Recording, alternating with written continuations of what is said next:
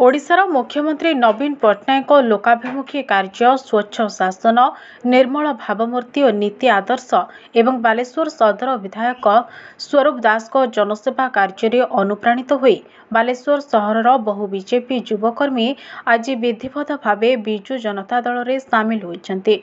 यह अवसर में बालेश्वर आजिमाबाद स्थित विजु जनता दल बालेश्वर सदर निर्वाचन मंडली कार्यालय रे अनुष्ठित मिश्रण कार्यक्रम में पौरपालिकार उपाध्यक्ष कैलाश चंद्र सेठी, पूर्वतन उपनगरपाल मनोज राउत, बीजेडी टाउन सभापति सनत दास, बीजेडी महिला टाउन सभापति काउंसिलर मीना महाती, राज्य युव बीजेडी साधारण संपादक धीरेन नायक, काउंसिलर संध्याराणी जेना, बीजेडी टाउन युव सभापति उमाशंकर त्याड़ी, बीजेडी नेता अतुल शतपथी प्रमुख उपस्थित थिबा बेले रतिकांत बेहरा, सुरजित सरकार, दयाधर पृष्टि, देवाशीष साहू, आशीष दास को नेतृत्व में बहु युवक आज बीजेडी रे सामिल होइतिले।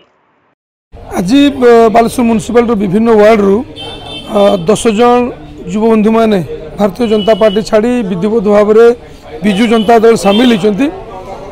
माननीय मुख्यमंत्री को स्वच्छ शासन ता सहित यूथ एसेंट्रिक जो डेवलपमेंट प्रोग्राम चली युव वर्ग को छुई हृदय को छुई तो से आज जॉइन कर आगामी दिन नेतृत्व आहरी 200 मेंबर्स जॉइन करेंगे।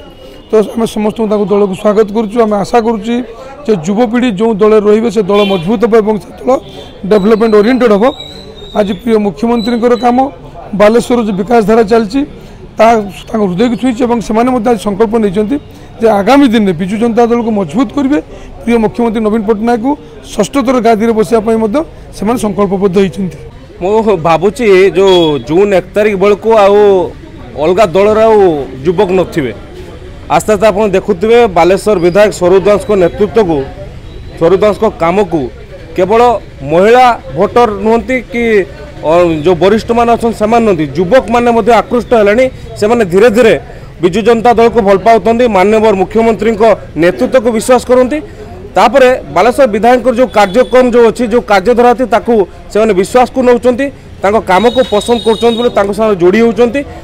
भावुची आगामी दिन में युवक माने निश्चित भाव में बालेश्वर सदर निर्वाचन मंडल में बालेश्वर विधायक स्वरूप दास को सहित रहीकि ए कार्यक्रम को आगक नेबे नेतृत्व में ही बालेश्वर सदर निर्वाचन मंडल आगक बढ़िबो।